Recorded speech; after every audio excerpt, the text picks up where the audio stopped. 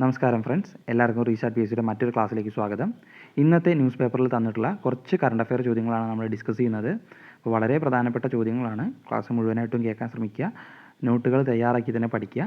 നമുക്ക് ക്ലാസ്സിലോട്ട് കിടക്കാം. ഇന്ത്യയിലെ ആദ്യത്തെ ഹരിത ഡേറ്റാ സെൻറ്റർ നിലവിൽ വരുന്നത് ഇവിടെ ഷാഹിബാബാദാണ്. ഷാഹിബാബാദ് ഉത്തർപ്രദേശിലാണ് ഇന്ത്യയിലെ ആദ്യത്തെ ഹരിത ഡേറ്റാ സെൻറ്റർ നിലവിൽ വരുന്നത്.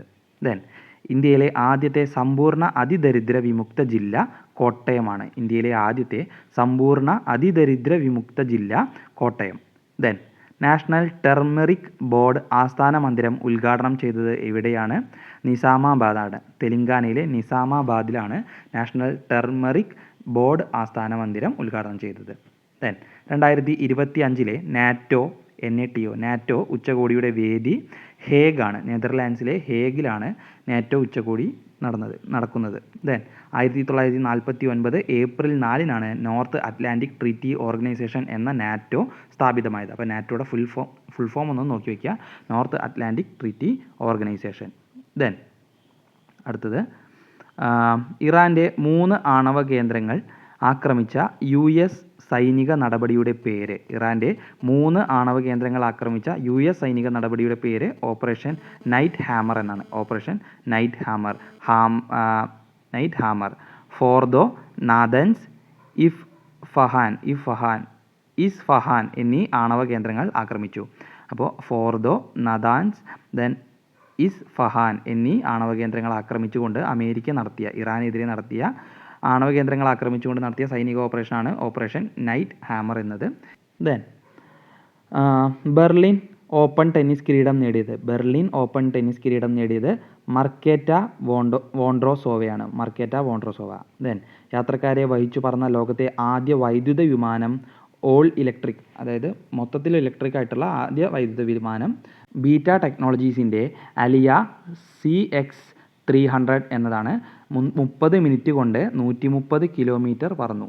130 കിലോമീറ്ററാണ് 30 മിനിറ്റ് കൊണ്ട് ഈ വിമാനം പറന്നത്.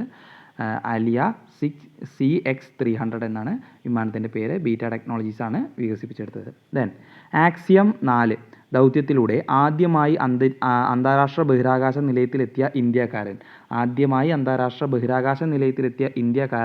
ശുഭാൻശു ശുക്ല. വ്യോമസേനാ ഗ്രൂപ്പ് ക്യാപ്റ്റനാണ് ഇദ്ദേഹം. 2025 ജൂൺ 26 എത്തിയത്. 2025 ജൂൺ 26 അവിടെ എത്തിയത്. ദെൻ സ്പേസ് എക്സിൻ്റെ ക്രൂ ഡ്രാഗൺ ഗ്രേസ് പേടകത്തിലാണ് ബഹിരാകാശത്ത് പോയത്. മനുഷ്യരെ ബഹിരാകാശത്ത് എത്തിക്കാനുള്ള ഇന്ത്യയുടെ ഗഗൻയാൻ പദ്ധതിയുടെ ഭാഗം കൂടിയാണ് ഇദ്ദേഹം കേട്ടോ. അപ്പോൾ ഇന്ത്യയുടെ ഗഗൻയാൻ പദ്ധതിയുടെ ഭാഗം കൂടിയാണ് ഇദ്ദേഹം, ശുഭാൻശു ശുക്ല. ദെൻ ISROയ്ക്ക് വേണ്ടി 14 ദിവസം കൊണ്ട് 7 പരീക്ഷണങ്ങൾ ശുഭാൻശു ബഹിരാകാശ നിലയത്തിൽ നടത്തും. 41 വർഷത്തിന് ശേഷം ബഹിരാകാശത്തെത്തുന്ന ആദ്യ ഇന്ത്യക്കാരൻ കൂടിയാണ് ഇദ്ദേഹം. 1984 റഷ്യയുടെ സോയൂസ് പേടകത്തിൽ ബഹിരാകാശത്ത് പോയ രാകേഷ് ശർമ്മയാണ് ആദ്യ ഇന്ത്യക്കാരൻ. ഉമ, ജ്യോതി എന്നീ നെൽവിത്തുകൾ ഉൾപ്പെടെ വെള്ളായണി കാർഷിക സർവകലാശാല വികസിപ്പിച്ച 5 വിത്തിനങ്ങൾ പരീക്ഷണങ്ങൾക്കായി കൊണ്ടുപോയിട്ടുണ്ട്. അപ്പോൾ ശുഭാൻശു ശുക്ല ഇന്ത്യയുടെ 2ാമത്തെ ബഹിരാകാശ യാത്രികനാണ്. അത് 41 വർഷത്തിനിടയ്ക്കുള്ള ആദ്യ ബഹിരാകാശ യാത്രികനാണ്. ഇന്ത്യയുടെ ആദ്യത്തെ ബഹിരാകാശ യാത്രികൻ രാകേഷ് ശർമ്മയാണ്. 1984 റഷ്യയുടെ സോയൂസ് പേടകത്തിലാണ് അദ്ദേഹം ബഹിരാകാശത്ത് പോയത്. ദെൻ ശുഭാൻശു ശുക്ല സ്പേസ് എക്സിൻ്റെ ക്രൂ ഡ്രാഗണിലാണ് ബഹിരാകാശത്തേക്ക് പോയത്. ദെൻ നമ്മുടെ നാട്ടിൽ നിന്ന് കൊണ്ടുപോയിട്ടുള്ള ഉമ, ജ്യോതി എന്നീ നെൽവിത്തുകളാണ്. അപ്പോൾ സ്റ്റേറ്റ്മെൻറ്റ് ടൈപ്പായിട്ടൊരു ചോദ്യം അവിടുന്ന് പ്രതീക്ഷിക്കാം. ഉമ, ജ്യോതി എന്നീ നെൽവിത്തുകളാണ് അദ്ദേഹം ബഹിരാകാശത്ത് പരീക്ഷണത്തിനായിട്ട് കൊണ്ടുപോയിട്ടുള്ളത്. ദെൻ അടുത്ത ചോദ്യം, ഇന്ത്യയിലെ മികച്ച പാസ്പോർട്ട് ഓഫീസിനുള്ള പുരസ്കാരം നേടിയത് കോഴിക്കോടാണ്. കോഴിക്കോട്. ദെൻ ചെക്ക് റിപ്പബ്ലിക്കിൽ നടന്ന ലോക അത്ലറ്റിക് കോണ്ടിനെൻ്റൽ മീറ്റിൽ ജാവലിൻ ത്രോയിൽ 1ാമതെത്തിയത് നീരജ് ചോപ്രയാണ്. ചെക്ക് റിപ്പബ്ലിക്കിൽ നടന്ന ലോക അത്ലറ്റിക് കോണ്ടിനെൻ്റൽ മീറ്റിൽ ജാവലിൻ ത്രോയിൽ 1ാമതെത്തിയത് നീരജ് ചോപ്ര. പുരുഷ ജാവലിൻ ത്രോ ലോക റാങ്കിങ്ങിൽ 1ാം സ്ഥാനവും അദ്ദേഹം തിരിച്ചുപിടിക്കുകയുണ്ടായി. അപ്പോൾ അങ്ങനെ ചോദിച്ചാൽ ഉത്തരം നീരജ് ചോപ്രയാണ്. പുരുഷ ജാവലിൻ ത്രോയിൽ ലോക റാങ്കിങ്ങിൽ 1ാം സ്ഥാനം ആർക്കാണെന്ന് ചോദിച്ചാൽ നീരജ് ചോപ്രയ്ക്കാണ്. ദെൻ ന്യൂയോർക്ക് മേയർ തിരഞ്ഞെടുപ്പിൽ സ്ഥാനാർത്ഥിയാകാനുള്ള ഡെമോക്രാറ്റിക് പാർട്ടിയുടെ ഉൾപാർട്ടി തിരഞ്ഞെടുപ്പിൽ ജയിച്ച ഇന്ത്യൻ വംശജൻ സൊഹ്റാൻ മംദാനിയാണ്. ന്യൂയോർക്ക് മേയർ തിരഞ്ഞെടുപ്പിൽ സ്ഥാനാർത്ഥിയാകാനുള്ള ഡെമോക്രാറ്റിക് പാർട്ടിയുടെ ഉൾപാർട്ടി തിരഞ്ഞെടുപ്പിൽ ജയിച്ച ഇന്ത്യൻ വംശജൻ സൊഹ്റാൻ മംദാനി.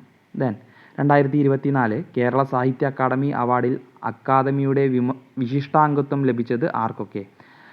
2024 കേരള സാഹിത്യ അക്കാദമി അവാർഡിൽ അക്കാദമിയുടെ വിശിഷ്ടാംഗത്വം ലഭിച്ചത് ആർക്കൊക്കെ? KV രാമകൃഷ്ണൻ, ഏഴാച്ചേരി രാമചന്ദ്രൻ. KV രാമകൃഷ്ണനും ഏഴാച്ചേരി രാമചന്ദ്രനും. ഇപ്പോൾ 2 രാമന്മാർക്കാണ്, KV രാമകൃഷ്ണനും ഏഴാച്ചേരി രാമചന്ദ്രനും. ദെൻ ഡീപ് ഫേക്ക് ചിത്രങ്ങളും ശബ്ദങ്ങളും പ്രചരിപ്പിക്കുന്നത് തടയാൻ വ്യക്തികളുടെ ശരീരത്തിന് പകർപ്പവകാശം നൽകാൻ നിയമം കൊണ്ടുവന്ന രാജ്യം ഡെൻമാർക്കാണ്. വളരെ ഇമ്പോർട്ടൻ്റ് ആയിട്ടുള്ളൊരു ചോദ്യമാണ് കേട്ടോ. ഡീപ് ഫേക്ക് ചിത്രങ്ങളും ശബ്ദങ്ങളും പ്രചരിപ്പിക്കുന്നത് തടയാൻ വ്യക്തികളുടെ ശരീരത്തിന് പകർപ്പവകാശം നൽകാൻ നിയമം കൊണ്ടുവന്ന രാജ്യം ഡെൻമാർക്ക്. ദെൻ ഇന്ത്യൻ രഹസ്യാന്വേഷണ വിഭാഗമായ റിസർച്ച് ആൻഡ് അനാലിസിസ് വിങ് റോയുടെ മേധാവിയായി നിയമിതനായത് പരാഗ് ജെയിനാണ്. പരാഗ് ജെയിൻ. ദെൻ സമുദ്രനിരപ്പ് ഉയരുന്നതിനനുസരിച്ച് മുങ്ങിക്കൊണ്ടിരിക്കുന്ന പസഫിക് ദ്വീപ് രാജ്യം ടുവാലു ആണ്. സമുദ്രനിരപ്പ് ഉയരുന്നതനുസരിച്ച് മുങ്ങിക്കൊണ്ടിരിക്കുന്ന പസഫിക് ദ്വീപ് രാജ്യം ടുവാലു. കുറച്ച് കാലത്തിൻ്റെ ഉള്ളിൽ ടുവാലു മുങ്ങിപ്പോകുമെന്നാണ് നാസയുടെയൊക്കെ റിപ്പോർട്ട് അനുസരിച്ച് പറയുന്നത്. ഇപ്പോൾ ആ ദ്വീപ് രാജ്യം മുങ്ങിക്കൊണ്ടിരിക്കുകയാണ്. ഓസ്ട്രേലിയക്കാണ് അവിടുത്തെ രാജ്യക്കാരൊക്കെ കുടിയേറിക്കൊണ്ടിരിക്കുകയാണ്. ഓസ്ട്രേലിയ പ്രത്യേകം വിസയൊക്കെ അനുവദിക്കുകയുണ്ടായി. അതൊക്കെ പേപ്പറിലുണ്ടായിരുന്നു. പേപ്പർ വൃത്തിക്ക് വായിച്ചോളുക. അപ്പോൾ ഇങ്ങനത്തെ ന്യൂസുകളൊക്കെ നമ്മളെ സിലബസുമായി ബന്ധപ്പെട്ടുള്ള, അപ്പോൾ ഇതൊക്കെ വേൾഡ് ജിയോഗ്രഫിയുമായി ബന്ധപ്പെട്ട ന്യൂസുകളാണ്. കറണ്ട് അഫെയറുമായിട്ടും കാലാവസ്ഥയായിട്ടൊക്കെ ബന്ധപ്പെട്ടുള്ള ചോദ്യങ്ങളാണ്. അപ്പോൾ ഇങ്ങനത്തെ ന്യൂസുകളൊക്കെ പ്രത്യേകം നിങ്ങൾ നോക്കി വെക്കുക. നിങ്ങളുടെ റാങ്കിനെ നിശ്ചയിക്കുന്ന റാങ്ക് മേക്കിംഗ് ചോദ്യങ്ങളായിട്ട് മാറാൻ സാധ്യതയുള്ള കറണ്ട് അഫെയർ ചോദ്യങ്ങളാണ് ഈ പറഞ്ഞതൊക്കെ. അപ്പോൾ ഇതൊക്കെ നിങ്ങൾക്ക് പേപ്പറിൽ നിന്ന് കിട്ടും. അപ്പോൾ പേപ്പർ വൃത്തിക്ക് വായിക്കുക. കഴിഞ്ഞ് പേപ്പറുകൾ നോക്കാൻ നിങ്ങൾക്ക് സമയം കിട്ടുന്നില്ലെങ്കിൽ ഇങ്ങനത്തെ വീഡിയോസ് കാണുക. നമ്മുടെ ചാനലിൽ പരമാവധി കറണ്ട് അഫെയർ ചോദ്യങ്ങളൊക്കെ ഡിസ്കസ് ചെയ്യാൻ ശ്രമിക്കാം. ക്ലാസ്സൊക്കെ മുഴുവനായിട്ടും കാണാം. നമുക്ക് അടുത്ത ചോദ്യത്തിലോട്ട് കിടക്കാം. സംസ്ഥാന പോലീസ് മേധാവിയായി നിയമിതനായത്, അപ്പോൾ വളരെ വിവാദം ഉണ്ടായിട്ടുള്ളൊരു കാര്യമാണ്. സംസ്ഥാന പോലീസ് മേധാവിയായി നിയമിതനായത് റവാഡ എ ചന്ദ്രശേഖറാണ്. റവാഡ എ ചന്ദ്രശേഖർ. ദെൻ നിർമ്മിത ബുദ്ധി ഉപയോഗിച്ച് പ്രവർത്തിക്കുന്ന റോബോട്ടുകളുടെ ലോകത്തെ ആദ്യത്തെ ഫുട്ബോൾ മത്സരം നടന്നത് ചൈനയിൽ വെച്ചിട്ടാണ്. അപ്പോൾ AI നിർമ്മിത ബുദ്ധി ഉപയോഗിച്ച് പ്രവർത്തിക്കുന്ന റോബോട്ടുകളുടെ ലോകത്തെ ആദ്യ ഫുട്ബോൾ മത്സരം നടന്നത് ചൈനയിൽ വെച്ചിട്ടാണ്. ദെൻ വ്യക്തികളിൽ നിന്ന് ആദായ നികുതി ഈടാക്കാൻ തീരുമാനിച്ച ആദ്യ ഗൾഫ് രാജ്യം ഒമാനാണ്. വ്യക്തികളിൽ നിന്ന് ആദായ നികുതി ഈടാക്കാൻ തീരുമാനിച്ച ആദ്യ ഗൾഫ് രാജ്യമാണ് ഒമാൻ. അപ്പോൾ ഇത്രയാണ് ഇന്നത്തെ ഈ ഒരു സെക്ഷനിൽ നമ്മൾ ഉൾപ്പെടുത്തിയിട്ടുള്ളത്. വളരെ പ്രധാനപ്പെട്ട കറണ്ട് അഫെയർ ചോദ്യങ്ങളാണ് നമ്മൾ ഡിസ്കസ് ചെയ്തിട്ടുള്ളത്. അതിൽ ചോദ്യങ്ങളൊക്കെ ശ്രദ്ധിച്ച് വയ്ക്കുക. ഈ പറഞ്ഞ കറണ്ട് അഫെയറുകളൊക്കെ അതിൽ വളരെ ഇമ്പോർട്ടൻ്റ് ആണെന്ന് തോന്നുന്നതൊക്കെ നിങ്ങൾ നോട്ടുകൾ തയ്യാറാക്കി തന്നെ പ്രിപ്പയർ ചെയ്തിട്ട് പഠിക്കാൻ ശ്രമിക്കുക. നിങ്ങളുടെ റാങ്കിനെ നിശ്ചയിക്കുന്ന ചോദ്യങ്ങളാണ്. അപ്പോൾ ഒരിക്കലും വിട്ട് കളയരുത്. മറ്റൊരു ക്ലാസ്സുമായിട്ട് വീണ്ടും വരാം. Thank you.